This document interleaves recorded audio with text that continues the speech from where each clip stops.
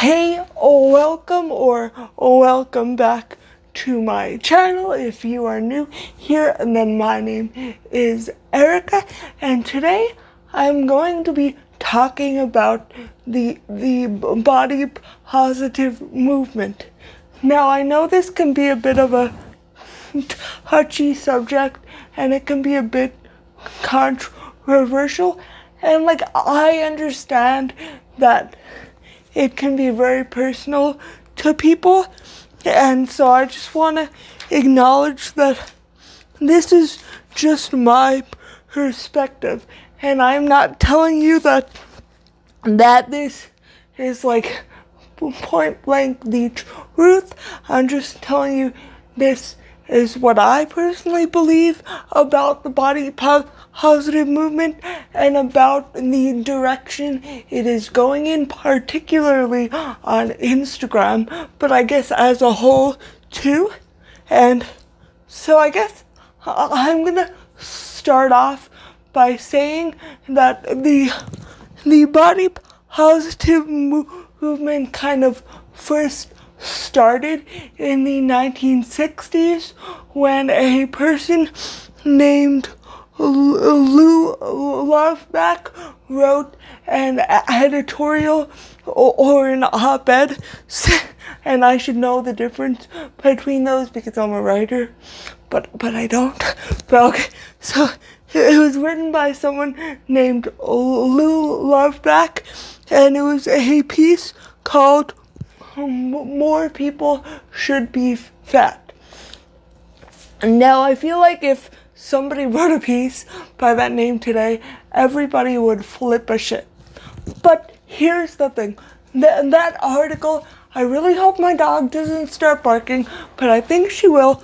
But that article was basically written about the societal issues that fat people face, like how doctors will often, any symptom you have, they'll be like, oh well, lose weight for that, or they have trouble on airplanes because a lot of times the seats aren't big enough, and people like Nicole Harbor make that even worse because she makes jokes about sitting on planes next to fat people. So basically, the article was about that, and it was about how being fat isn't necessarily a negative thing, but our society discriminates against people with certain body types, which I believe to be true.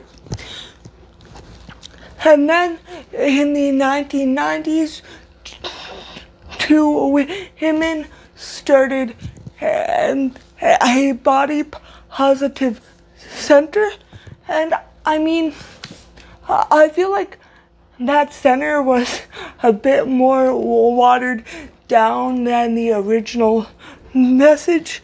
And I mean, to be fair, the one woman had a sister with an ED who died of an ED, but I also feel like the message as a whole just kind of strayed from its original intent.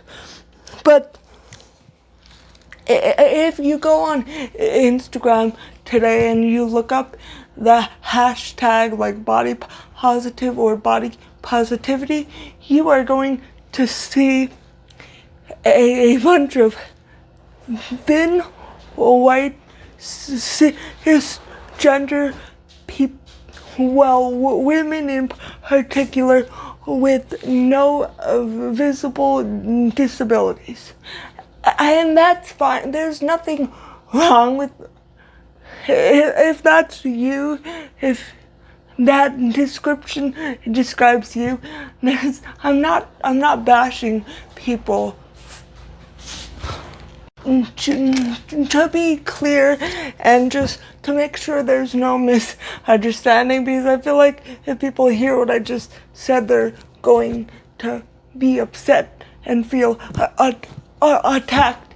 And I don't want anyone to feel that way. Of course, you are going to feel how you feel, so I'm not telling you how to feel.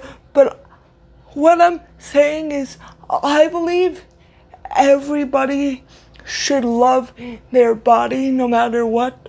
But I also believe that body positivity is something completely separate from having a good body image and loving and appreciating your body no matter what. So I just want to make that clear that I'm not bashing anybody who has a body type and that fits the beauty ideal, or even that like narrowly exists outside the beauty ideal. Because if you go on Instagram and you look up body positivity, you are probably going to see a bunch of white women with no visible disabilities, typically cisgender, grabbing at like the fat on their stomach, or like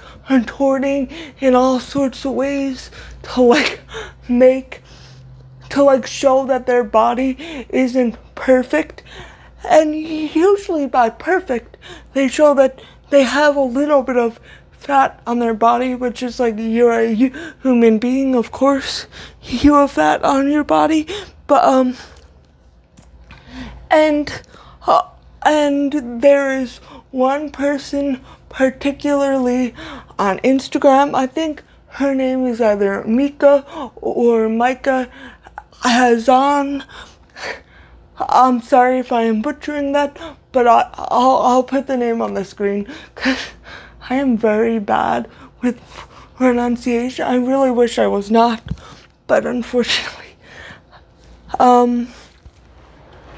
I just want to make it clear that I am not bashing you, whatever body type you have, because I truly believe there's a difference between having a positive body image and loving your body, and body positivity as a movement. And that's what I want the takeaway from this video to be, is not that I'm bashing anybody, but that I'm saying that I kind of wish that the body positive movement would go back to its original roots, because I feel like a lot of people in privileged bodies that are co-opting the movement are watering down the message, and that is never what we want when it comes to political movements. But like, there's a woman on Instagram, and I will insert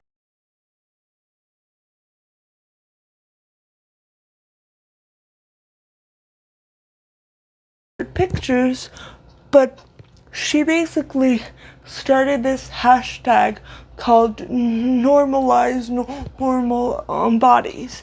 And while I realize she probably didn't intend this, but when I see that hashtag, normal has always, to me at least, had an ableist connotation, because usually, at least from my perspective as a visibly disabled woman, and maybe this is me reading too much into this, but usually normal is the opposite of disabled, or someone with some sort of abnormality, which is usually another word for some sort of disability. And so when I see that hashtag, it just seems ableist to me, and I realize this is probably not what that woman is intending, but that's what I get from it. And plus, she has no visible disabilities, and she is fairly thin, and she is white, or at least white.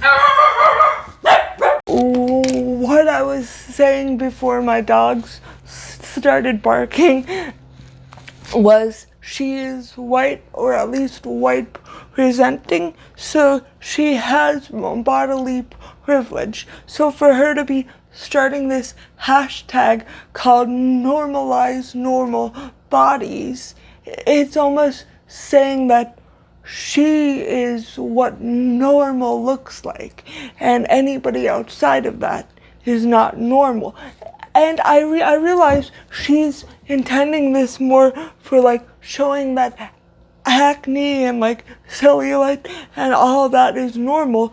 But I mean, when it's coming from a woman with a lot of bodily privilege, that's how it comes off to me, at least.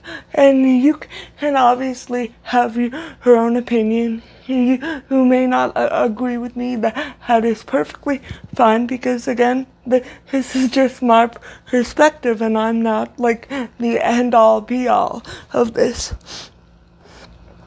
And I just think that the movement has kind of become more about looks and image, and also being relatable, rather than advocating for marginalized bodies and saying that people in marginalized bodies deserve respect and they deserve to be treated like a human being.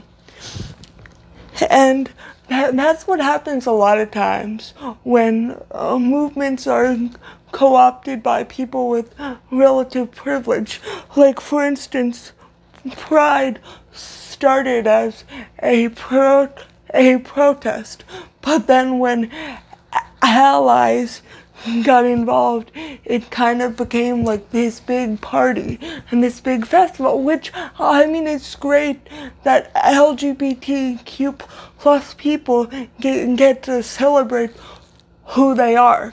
But I mean, a lot of people that aren't a part of that community will go and wear tie-dye t-shirts just to get drunk and have a good time, which is like, that's not what it's about. And maybe I'm being a bit too gatekeepy. Sometimes people tell me I am, but this is just my opinion of all of this. And you can comment yours down below, because I like to have like just horses with people who may have different perspectives. And thank you so much for watching this video. I hope you enjoyed it, and if you did, please give it a thumbs up.